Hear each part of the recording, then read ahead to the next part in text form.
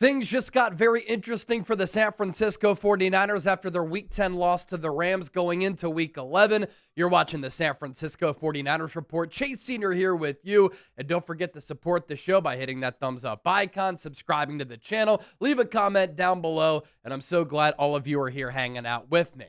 Now let's begin here because it really does set the foundation and sets the table for what we're going to talk about here today, because things are very interesting for the Niners, very intriguing inside this division, and for the entire NFC playoff landscape. First, the NFC West standings. The Niners now dropped to 6-4 after that bad loss to the Los Angeles Rams, in which their defense could not stop a parked car. The Seahawks 7-2. They've been on fire of late. More on them in a moment. 2-1 inside the division. The Rams 7-2, 1-1 inside the NFC West. The Niners by far have played the most games in this division among the NFC West foes. They are 3-1 in this division, but 6-4 on the year. And then the Arizona Cardinals. They got blasted yesterday by the Seattle Seahawks on the road. They are 3-6 and winless in the NFC West. And as I predicted prior to the year starting for the 2025 campaign, this NFC West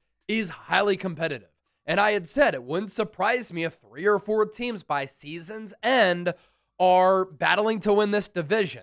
And everything going into Week 11 is so close as far as the standings, as far as the records, outside of the Arizona Cardinals, of course. But when we looked at the divisional odds and we looked at the outlook for every team in this division, the Cardinals by far were ranked number 4 for everybody out there.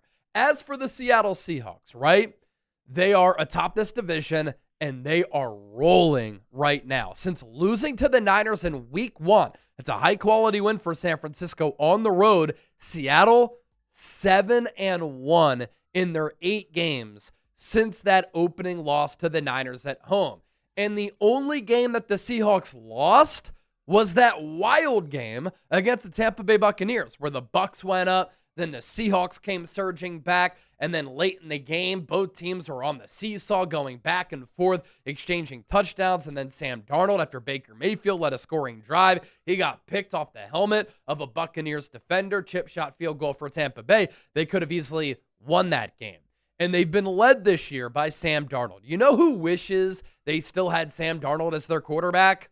The Minnesota Vikings. They let him walk. He signed a pretty affordable contract for Seattle, and what a move it's been by John Schneider, the GM, and the Seahawks organization to bring him in, because Darnold has been worth every penny in a robust quarterback market. He's very affordable, and this year he's been balling under Clint Kubiak, who used to be under Kyle Shanahan and could be in the running for some head coaching jobs this offseason. Darnold completing 71% of his passes for more than 2,200 yards, 17 touchdowns through the air, 6 picks. He'll put the ball in harm's way, but a great arm, really good athlete, can make plays with his legs, has a quarterback rating as well to boot of 116.5. His number 1 receiving option, Jackson Smith and Jigba.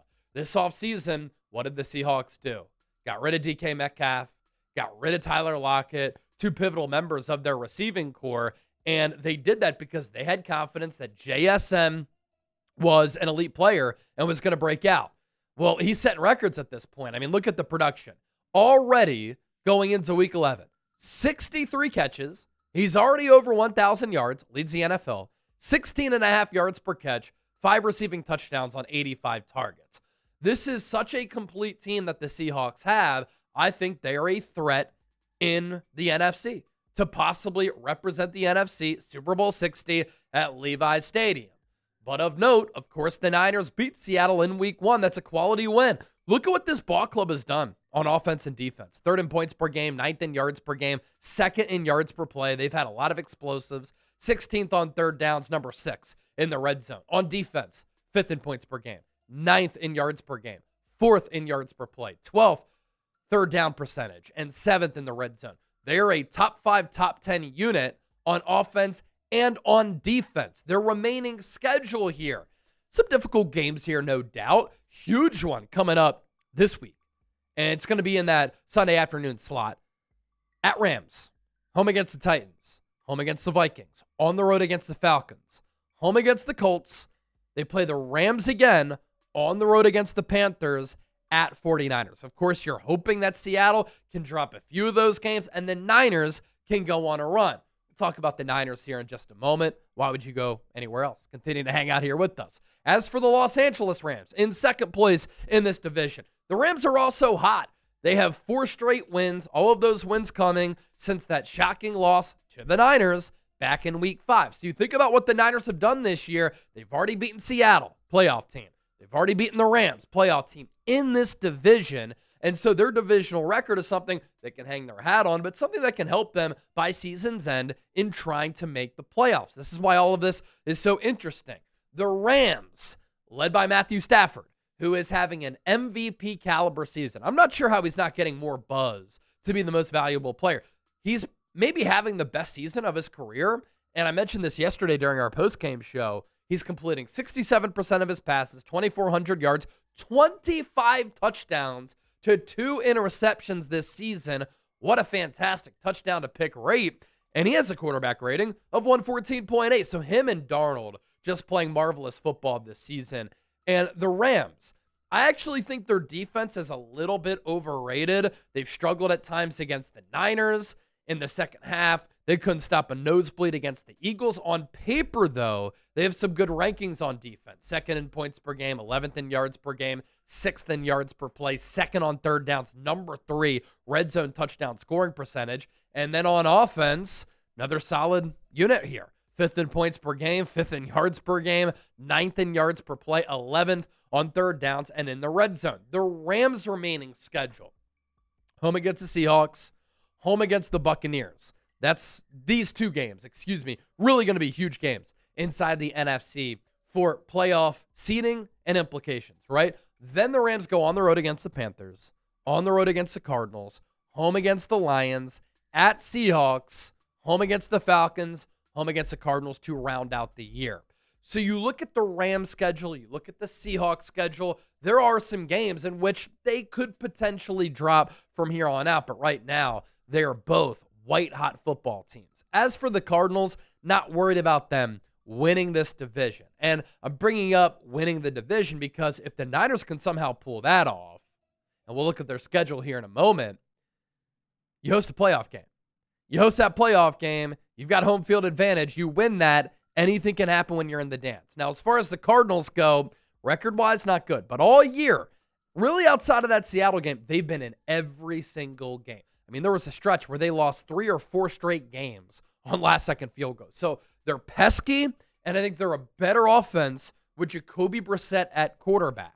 Their remaining schedule: Niners, at Jags, at Bucks, home against the Rams, on the road against the Texans, home against the Falcons, at Bengals, and at Rams. I don't expect them to be a threat in this division, of course, and obviously their divisional record, they are now 0-3, really hurts them so far.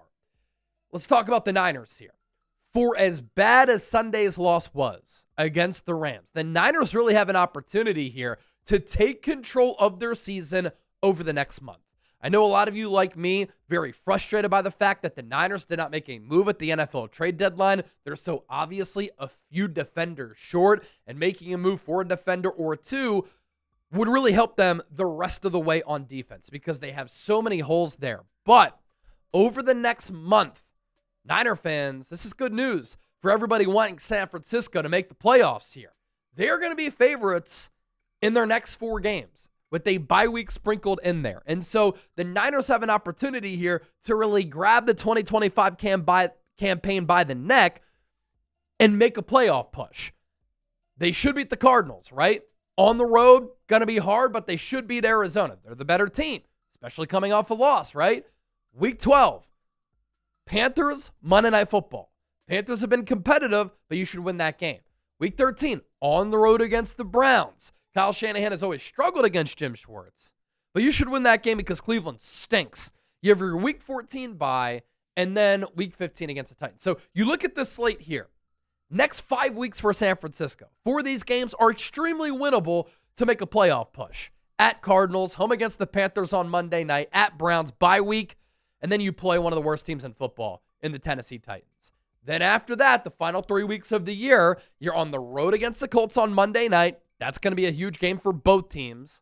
Week 17 against the Bears on Sunday Night Football. This game right here could be a playoff game, a de facto playoff game in Week 17 of the regular season, and then another huge one against the Seahawks.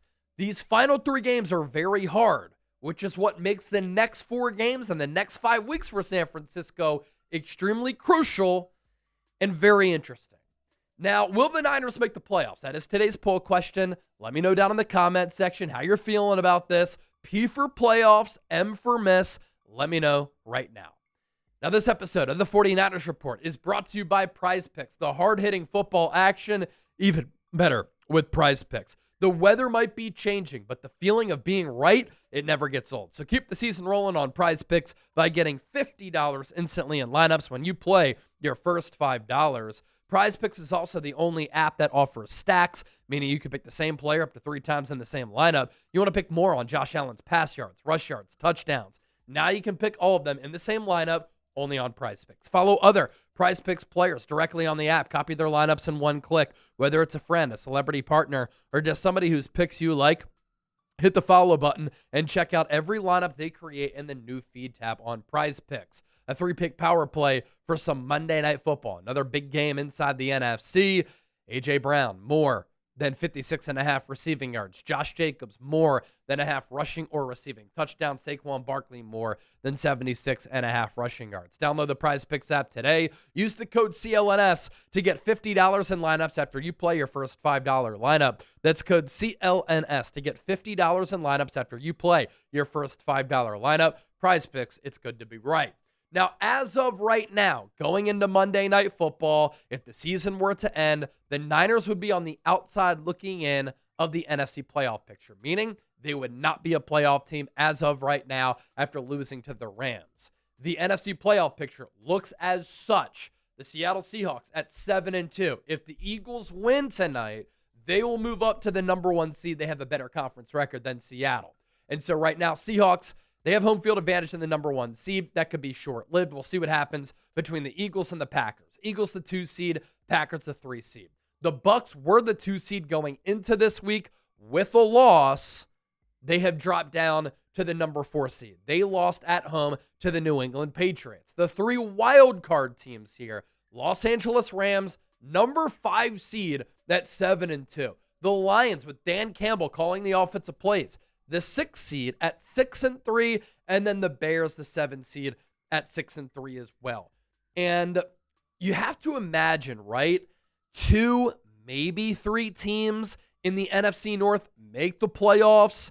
Can 3 teams sneak in the NFC West? We'll certainly see. Only 1 team I think is going to get in the NFC East. That's going to be Philadelphia. But which division of the NFC North or the NFC West gets 3 teams in? Because I don't think the NFC South either gets a second team in there. So as of right now, you have the Seahawks and the Rams from the NFC West in the playoff hunt, or at least in this NFC playoff picture, right? And then you have those 3 teams in the NFC North, the Packers, Rams, and Bears. I don't see the Packers falling apart. And for the NFC North, elsewhere, I don't see the Lions collapsing. And then in the NFC West, I think the Seahawks and the Rams are damn good teams. And so a lot of the focus here on for the rest of the year is going to be on the Chicago Bears there at 6-3. You see the other teams in the mix. Niners 6-4, right on the outside looking in. Carolina 5-5. I don't take them seriously. Minnesota 4-5. They don't have a good enough quarterback situation. Dallas 3-5-1, no chance. And then Arizona, Atlanta 3-6, Washington 3-7, New Orleans and the Giants at 2-8.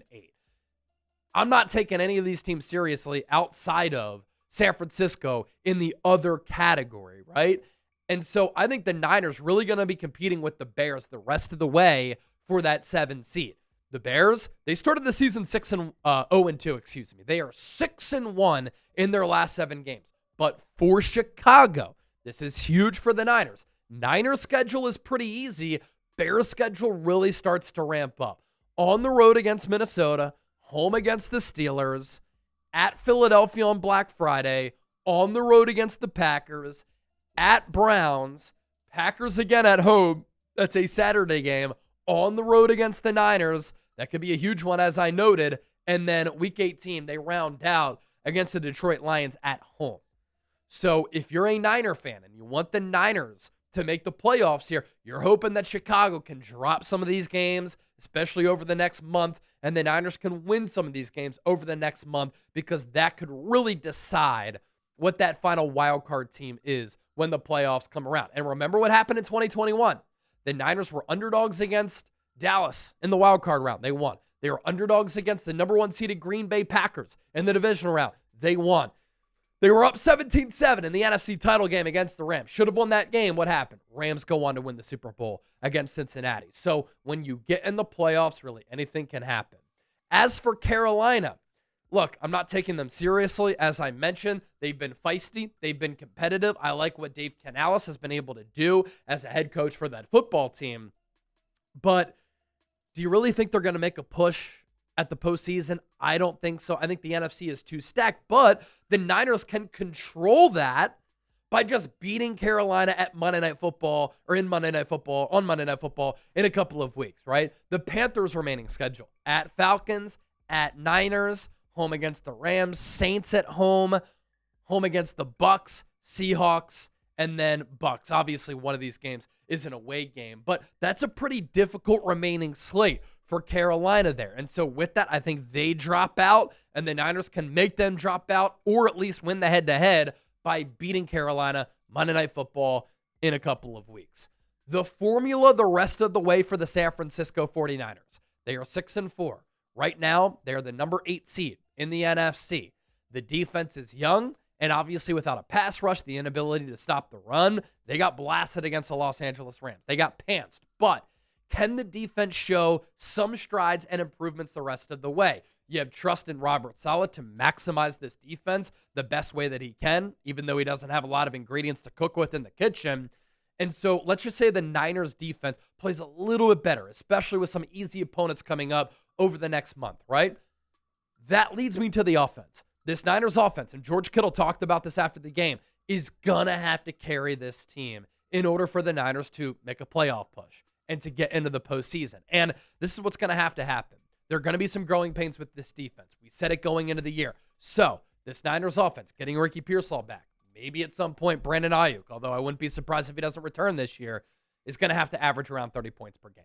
And obviously, if Brock Purdy is healthy, that helps the offense get better and raises their ceiling. If Mac Jones continues to play, he's played awesome football this season. But that's the formula the rest of the season for San Francisco. Defense has to improve. Offense has to average around 30 points per game. And if they do that, they can rack up some wins and they can make it into the postseason. When you get in the dance, as I like to say, anything can happen. Don't forget to hit that subscribe button. Fascinating outlook in the NFC West and the NFC the rest of the way. And I have you covered every step of the way right here on this show.